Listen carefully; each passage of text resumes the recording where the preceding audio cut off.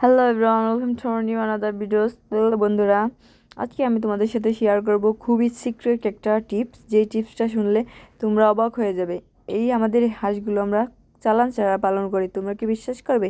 তো বিশ্বাস করতে হলে আমাদের এই ভিডিওটা দেখতে হবে এবং আমাদের কথাগুলো শুনতে হবে মনোযোগ দিয়ে।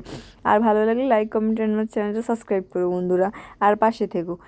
আমাদের হাঁসগুলো আমাদের এই পাশের নদীতে, পুকুরে, খালে এগুলোতে আমরা ছাড়া রাখলে ওইখান থেকে ওরা ছোট্ট কুচো মাছ, শামুক, শ্যাওলা, পাতা, ঘাস এগুলা খায়, মাটি, বালি। তো এইগুলা খেয়ে এরা জীবিকা নির্বাহ করে আর প্রচুর পরিমাণে ডিম পাড়ে। আমাদের এই হাঁসগুলো প্রতিদিন ডিম পাড়ে। তো সেই ডিম বিক্রি করেও আমাদের একটা আর্থিক আর্থিক উন্নতি হয় বা আর টাকা আসে, ইনকাম হয়।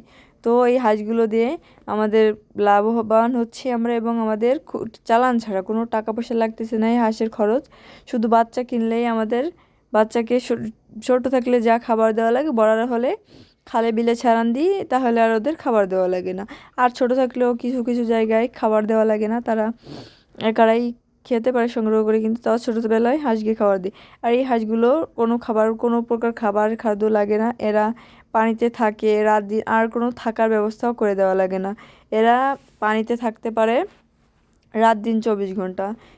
তারপরও কি সেফটির জন্য রাখা লাগে, একটু যাতে চোর না নিয়ে যায়, কুকুর, বিড়াল, শিয়াল, পাতিশিয়াল, সেই জন্য রাখা লাগে। কিন্তু এর একদম লো কস্ট ডাক ডাক ফার্মিং টিপস এটা। হ্যাঁ, তোমরা অবশ্যই এগুলা খেয়াল করবে এবং হাঁস পালন করবে। হাঁস হচ্ছে মেনত ছাড়া থাকতে পছন্দ করে। হাঁসের মন মানসিক তো বলে না, এটা মনোভাব। হাঁসের মন ভালো থাকে, তার করার ফলে প্রচুর ডিম পারে।